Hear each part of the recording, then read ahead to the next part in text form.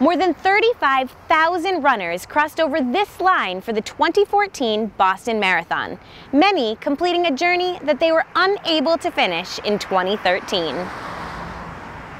Commuters traveling on the MBTA will soon see change. Not only are fares proposed to rise by 5%, but trains will now run until 3 a.m. on Saturday and Sunday mornings. After quite a long process, the Senior Center at Ward Park is finally becoming a reality. CVS Pharmacy just recently announced that they will no longer sell tobacco products on their shelves. However, this Marlborough pharmacy stopped selling tobacco products 22 years ago. After 8 acrobats plummeted to the ground in a recent performance, Ringling Brothers has ensured all future venues that this accident will never happen again.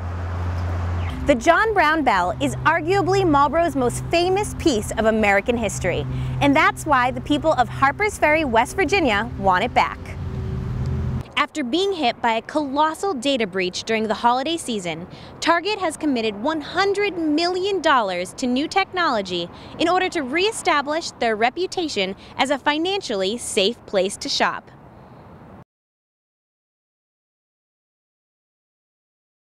Welcome to Marlborough This Week. I'm Alycia Brandt. With the beginning of a new season and warmer weather, workers have started construction of the highly anticipated Senior Center at Ward Park. It's really great to see. I know on the weekends usually I'll try to take a jog down here and it just inspires me. For elementary school students, MCAS testing can prove to be quite nerve-wracking. But for Kane students, teachers and staff did everything they could to lighten the mood and promote less stress. Do you ever feel like a plastic ball drifting through the wind? Teachers and staff here at Kane, we organized a pep rally for all of our 3rd and 4th grade students. As you all know, we have MCAS assessments coming up. Who loves candy? The answer is simple: everyone. And where is the best place to get candy in the city of Marlborough? None other than the historic Wayside Country Store. And this city landmark just celebrated a birthday. 2014 marks Wayside Country Store and Candy's 84th birthday here in Marlborough. And next year marks the 40th year under the Serra family ownership. This is the longest period of time one family has owned the property. This year marks the 13th anniversary of the 9/11 attacks. As Marlborough comes together to honor those who gave the ultimate sacrifice, volunteers took time out of their day to help place flags in memory outside of the Walker Building on Main Street. Rob and Christine Seymour set up this memorial for 9/11 a few years ago. It's just a great event.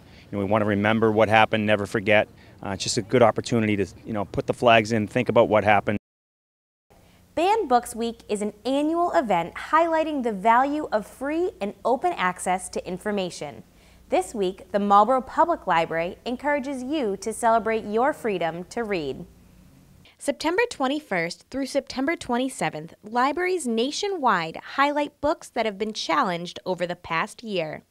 And a challenge is really a request from somebody or a group of people in a community to remove something from the library. Ice skaters of all ages and backgrounds laced up and dolled up for this year's week-long championship competition held at the New England Sports Center. About 1,400 skaters descended on Marlborough to strut their stuff. Most skaters have been on the ice for years and love it for many different reasons. Each year, the Marlborough Hudson Relay for Life comes together at Galoney Park in an effort to end cancer. 2014 was no different, and on June 7th, hundreds stopped by to donate and show their support. Many people participate in the relay, but all for different reasons.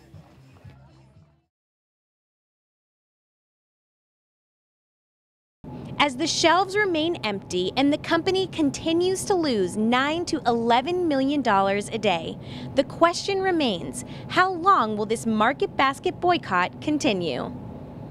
Protest started maybe about a week and a half ago when our distribution centers and members of our main office walked off their job in protest of the firing of our CEO, Arthur T. DeMoulis. Boycott supporters feel that RDT always had employees and customers' best interests in mind. He's basically the one who makes everything good about working here and shopping here. So we want him back so we can keep that. He's a very honorable person who puts his customers and his employees before profits, and that's the guy we want to work for. Market Basket employees are passionate about their jobs, so much so that they're willing to put their careers on the line. The part-timers, God bless them, you know, for 2.5, 3 weeks they went without pay. Most of mine just stepped outside and boycotted anyway. Market Basket customers are also a big part of this boycott. Without them, the employees would not be able to fully express their commitment and loyalty to RDT DeMoulis. I've been a Market Basket shopper for a long, long time, so just kind of, you know, being patient and waiting for it to be over. We felt that, you know, what we were doing was strong, but we needed the 2 million customers. Without them, we couldn't have done it. I'll say that till I die. We needed the customers on this one. Have you fallen off the fitness bandwagon? No worries, it's never too late to get back on. Here's one way to get back to the gym. I think it always helps to set up an evaluation with a trainer to come in. We have what we call a functional movement screening, which they review 7 foundational movements, and this tells a trainer where you need to increase strength and increase flexibility. The biggest step is just getting to the gym. But remember, there is no such thing as a workout you'll regret. Sticking to it, I've always said half the battle is getting there. I mean, I don't know how many times you hear people say, I was just about to go and I got home and I just got too comfortable. Half the battle is getting there. Force yourself, get in the car. Once you're here, once you started your workout, you're so thankful that you stuck with it and you came down. No matter your age, size, shape, or situation, it's always important to get a little bit of physical activity in every week. I always say if you can get somebody on a good, consistent workout routine for, you know, maybe 6 weeks or so, that point, you know, it's almost like it becomes an addiction. It's a physical addiction. If you're not working out, you miss it, you feel edgy and irritable. So if you can get down there and get back into that workout, it keeps you going. Country Store was moved here by auction in 1929 by Henry Ford. He purchased it and opened it up in April of 1930.